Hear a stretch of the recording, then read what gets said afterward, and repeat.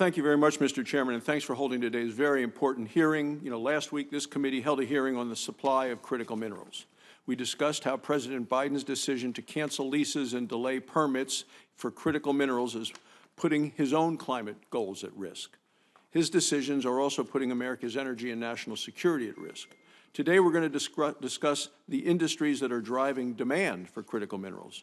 When President Biden took office, he committed the United States to the Paris Climate Accord. When doing so, he announced sharp greenhouse gas emission reduction targets.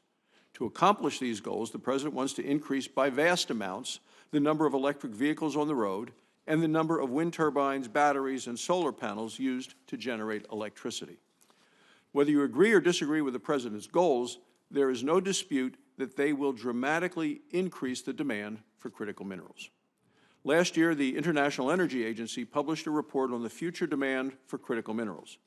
It projects that by the year 2040, the demand for rare earth minerals will increase by 700%. The demand for nickel will increase by 1,900%. The demand for cobalt will increase by 2,100%. The demand for graphite will increase by 2,500%, and the demand for lithium will increase by 4,200%. You look at where we are in terms of annual versus global demand from 2020 to 2040. The International Energy Agency isn't alone.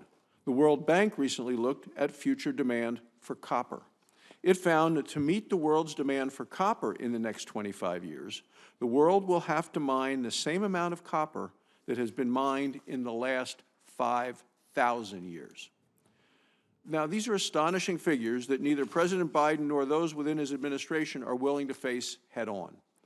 So where exactly would this growth in demand for critical minerals come from?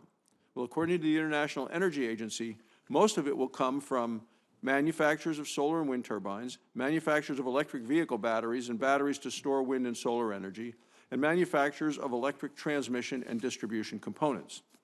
Another important question to ask is, what does this growth in demand for these critical minerals mean for existing users of critical minerals? For example, today the defense sector is a key source of mineral demand. According to the National Mining Association, the Department of Defense uses nearly 750,000 tons of minerals each year. These minerals are absolutely essential to our national security and the security of our allies. For that reason, I'm grateful that Scott Forney is here today, President of General Atomics, the electromagnet systems, for his willingness to testify. General Atomics has partnered with the Bear Lodge Rare Earth Mine Project located in northeast Wyoming. Once operational, the mine and processing plant will be an alternative to Chinese rare earths. For our national and our economic security, we cannot afford to rely on countries such as Russia and China for our mining, for our mineral mining, and for processing needs. Cutting China and Russia out of global mineral supply chains won't be easy. Russia's state-run nickel company produces nearly 20% of the world's high-grade battery-quality nickel supply. China controls over 90% of the global rare earth element market, including refining and processing. It's clearly time for us to get serious about expanding domestic mineral production. So I look forward to discussing these topics with our witnesses today. Thank you, Mr. Chairman.